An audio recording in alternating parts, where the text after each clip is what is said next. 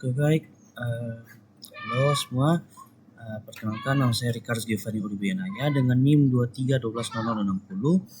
Di sini di kesempatan kali ini saya akan mempresentasikan hasil UTS saya di mata kuliah pemrosesan data terdistribusi.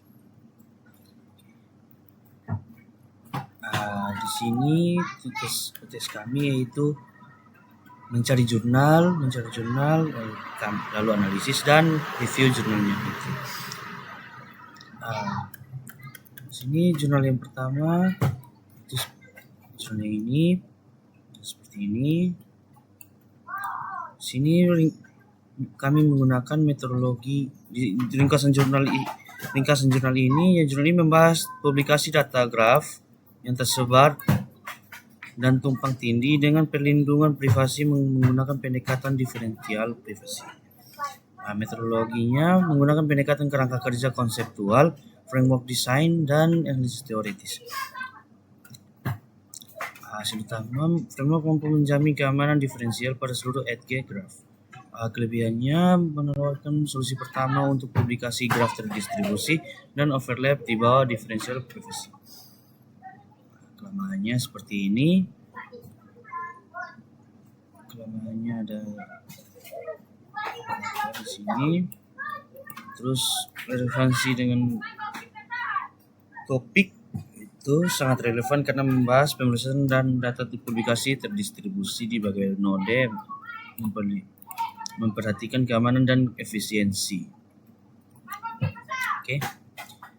Jurnal yang berikut itu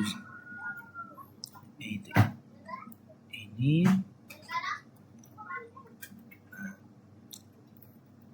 Penelitian ini mengusulkan JHTD sebuah kerangka kerja joint scheduling berbasis hypergraph untuk penempatan tugas dan transfer data di antara pusat data geografis terdistribusi.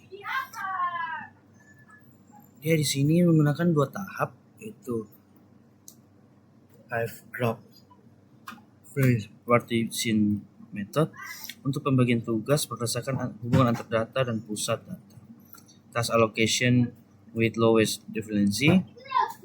Sini hasilnya menunjukkan bahwa JHTD mampu mengurangi market span hingga 20,6% dibandingkan algoritma greedy. Kelebihannya seperti ini, terus kekurangannya seperti ini. Terus ada topik PDT-nya. Lalu yang berikut ada jurnal yang ketiga yaitu seperti ini.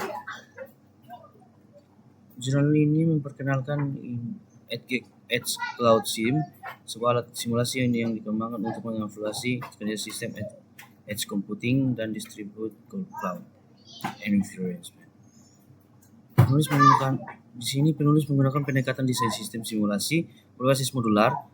Arsitektur Edge Cloud Sim terdiri dari 3 lapisan utama perangkat, yaitu perangkat pengguna, node edge, dan pusat data cloud. Hasil menunjukkan bahwa Edge Cloud Sim mampu secara akurat meniru perilaku sistem terdistribusi dengan skenario multi-lokasi. Ya, kelebihannya seperti ini dan kekurangannya seperti ini juga. Yang berikut, Survey Distributed Computing Frameworks untuk supporting big data analysis. Jurnal ini merupakan survei komprehensif tentang berbagai distributed computing frameworks yang digunakan untuk menganalisis big data. Pendekatan penelitian berbentuk sistematik, literature review, dan komparatif analis. Hasil ini menunjukkan bahwa sistem MapReduce tradisional seperti Hadoop dan Spark memiliki keterbatasan pada efisiensi dan skalabilitas. Ada kelebihannya, ini untuk kelebihannya dan ini untuk kekurangannya. Oke, jurnal yang berikut. Jurnal ini mengusulkan 3 pendekatan baru untuk klasifikasi data besar berbasis support vector machine terdistribusi. Oke. Pendekatan eksperimental menggunakan model komputasi distribusi berbasis MapReduce dan HDFS. Hasil ini menunjukkan metode SIM-SVM paling efisien mencapai akurasi 99% pada dataset MNIST dengan speed up rasio 0,78 dan skalabilitas minimum 73% saat ukuran data meningkat 10 kali lipat. Oke, untuk kelebihannya seperti ini dan untuk kekurangannya seperti ini. Oke, jurnal yang berikut. Distance aware encoding for distribute data with local differential privacy. Jurnal ini memperkenalkan BV menggunakan mekanisme baru berbasis local differential privacy untuk mengkodekan data terdistribusi dengan mempertahankan jarak Euclidean dalam ruang anonim. Penelitian ini terdiri dari desain algoritma baru berbasis bit vector yang memperluas randomized response untuk mencapai seperti ini, LDP. Oke, BV berhasil mempertahankan hubungan jarak antar data di ruang anonim tanpa kehilangan akurasi signifikan. Oke, untuk kelebihannya seperti ini dan untuk kekurangannya seperti ini. Oke, yang berikut.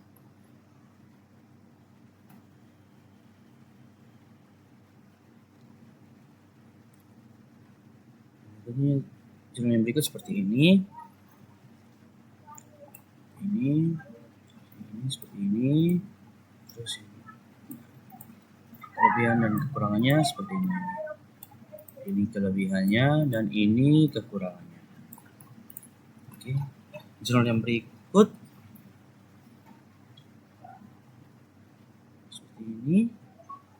Jurnal ini mengusulkan platform berbasis data lake menggunakan Hadoop Distributed File System untuk pengumpulan dan penyimpanan dan berbagai data penelitian di bidang pangan sistem ini.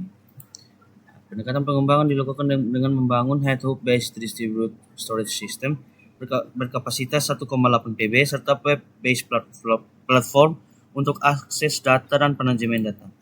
Hasil menunjukkan sistem mampu menyimpan dan mengelola berbagai jenis data eksperimen ini, dan kelebihannya ini dan kekurangannya seperti ini. Oke. Yang berikut, big data with cloud computing and discuss and challenges.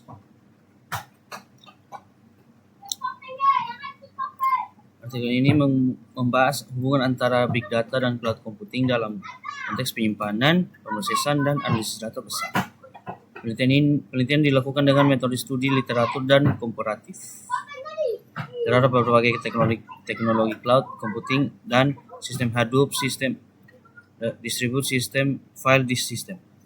Hasil analisis menunjukkan bahwa integrasi antara big data dan cloud computing meningkatkan efisiensi dan penyimpanan pemrosesan data besar melalui sistem terdistribusi.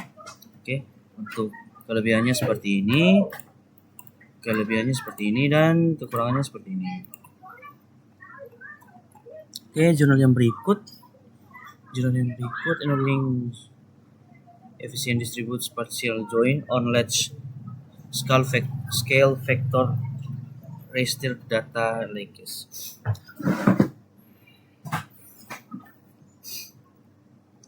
Penelitian mengembangkan model dan sistem untuk melakukan spatial join secara efisien pada data spasial berskala besar.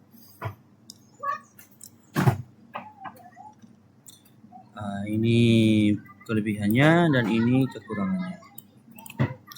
Oke, jurnal yang berikut seperti ini.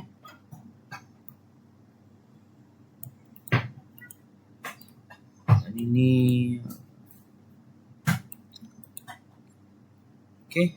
ini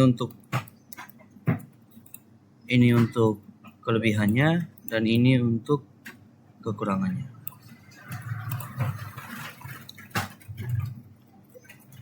Terus yang ke-12 ini mengusulkan multimodal data extraction pipeline untuk yang efisien untuk dataset MIMIC. Penulis merancang 3 modul utama, yaitu ini satu, yang ini, 2,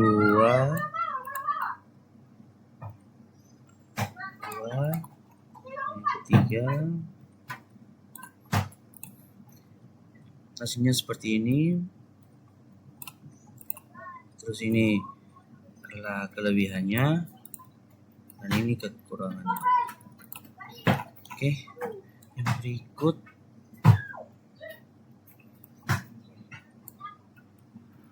ini jurnal yang berikut. Jurnal ini mengusulkan kerangka kerja processing distribute data manajemen. Penelitian menggunakan desain arsitektur 4 lapisan, yaitu seperti ini, yang kedua, yang ketiga, dan yang keempat. Ini adalah hasilnya, dan ini adalah kekurangannya, kelebihannya. Maaf, ini kelebihannya, dan ini adalah kekurangannya. Oke. Yang ke-14, jurnal yang ke-14 yaitu ini. Terus ini adalah ringkasan isi jurnalnya. Ini adalah metodologi yang digunakan. Terus ini adalah hasilnya. Ini ada kelebihannya, dan ini adalah kekurangan dari jurnal tersebut. Oke, jurnal yang terakhir atau jurnal yang ke-15, analisis kepuasan pengguna layanan aplikasi My Pertamina berbasis mobile dengan metode EUCS. Yaitu jurnal ini meneliti tingkat kepuasan pengguna aplikasi My Pertamina dengan metode End User Computing Satisfaction. Oke, penelitian menggunakan pendekatan kuantitatif dengan pengumpulan data melalui kuesioner online terhadap 100 responden pengguna My Pertamina di Surabaya. Ini adalah hasilnya. Sini adalah hasilnya, dan ini adalah kekurangannya, dan ini adalah ini adalah kelebihannya, dan ini adalah kekurangannya. Oke. Ini adalah analisis. Ini adalah udah punya fokus. Ini adalah yang berikut, yaitu analisis dan review jurnal.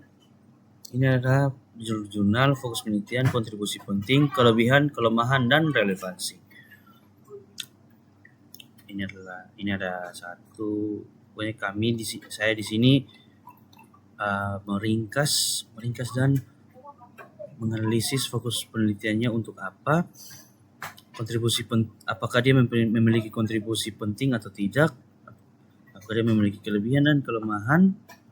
Terus saya juga mencari apakah dia relevan untuk meriset atau untuk hal-hal yang lain. Ya.